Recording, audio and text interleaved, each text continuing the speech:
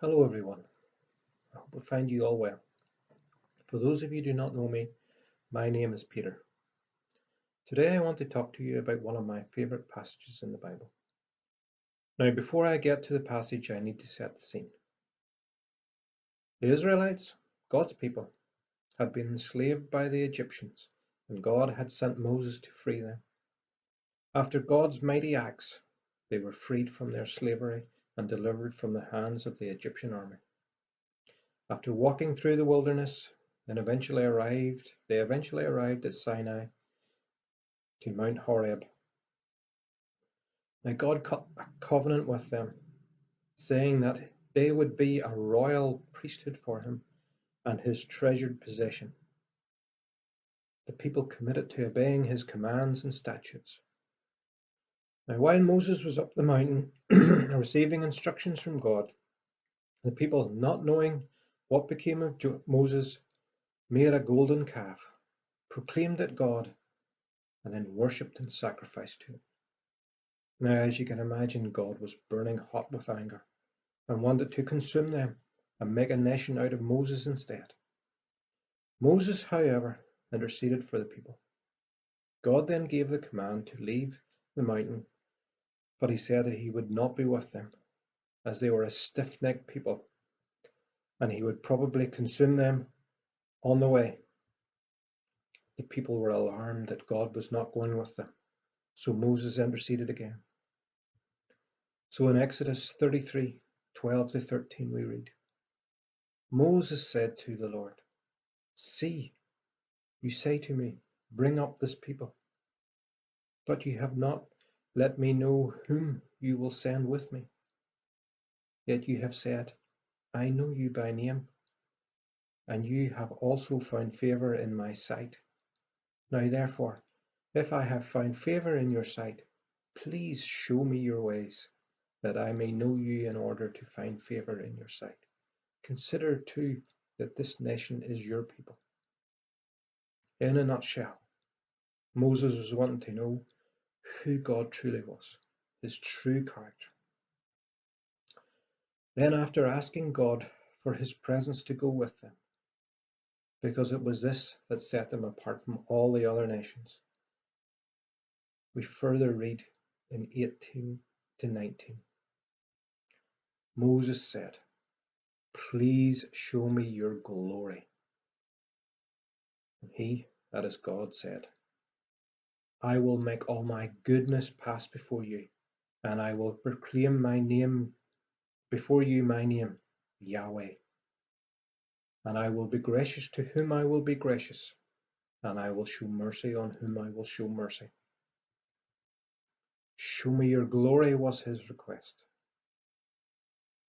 What was it about God that gave him honor? What was it that gave him value and respect?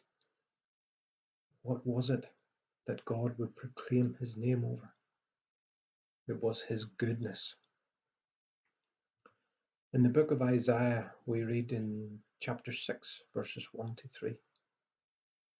In the year that King Uzziah died, I saw the Lord sitting up on a throne, high and lifted up, and the train of his robe filled the temple. Above him stood the seraphim. Each had 6 wings. With 2 he covered his face, and with 2 he covered his feet, and with 2 he flew. And one called to the other and said, Holy, holy, holy is the Lord of hosts. The whole earth is full of his glory. The whole earth is full of his glory. His goodness is everywhere. When you really reflect on all the gifts that God showers on us day in and day out, it's very humbling.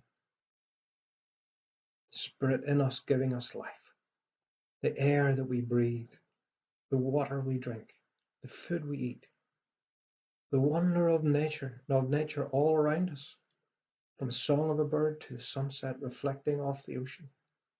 Family, friends, talents, the list goes on and on. However, in our busy and abundant lives, we take so much for granted and can even have an attitude of entitlement. I heard a quote the other day that went something like this: "You cannot be truly thankful if you feel you are entitled. It is only when you lose your entitlement that you can be truly thankful." Oh Lord, let our hearts be truly thankful for your goodness each day. But his goodness does not stop with these amazing gifts. At the start of chapter 40 of Isaiah,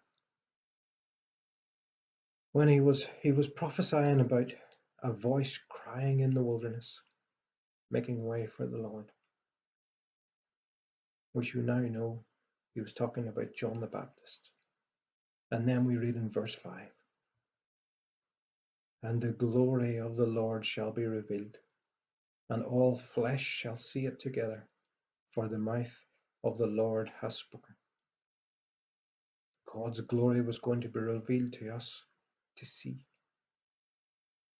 His goodness was poured out to us in the form of his Son. Jesus was and is the glory of God, the greatest gift the world has ever and will ever receive. The famous passage in John says it all. "For God so loved the world that he gave his only Son, that whoever believes in him should not perish, but have eternal life. For God did not send his Son into the world to condemn the world, but in order that the world might be saved through him."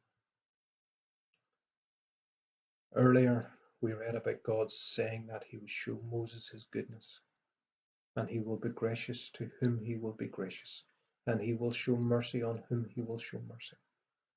Well, there was no greater demonstration of that mercy and that grace to the whole world when Jesus suffered and died on the cross, and then rose from the dead 3 days later for us, so that we would not perish, but have eternal life. But here is the rub. You can only benefit from a gift if it is received, but not only received, but also opened and used as per its intent. Have you received the gift of Jesus? Do you believe that he is the Son of God, and he died and rose again for you? Now, I am not talking about believing in the sense that you accept that something probably sort of happened some time ago in history that you might have heard or read about. I'm talking about a knowing, a believing that is deep down in your heart, a conviction that you know, and knowing that you can hardly explain. You just know because you know. And the result is that it leads you to worship him, hunger for his presence, and follow him. That is when this gift is truly received, when it is really in your possession.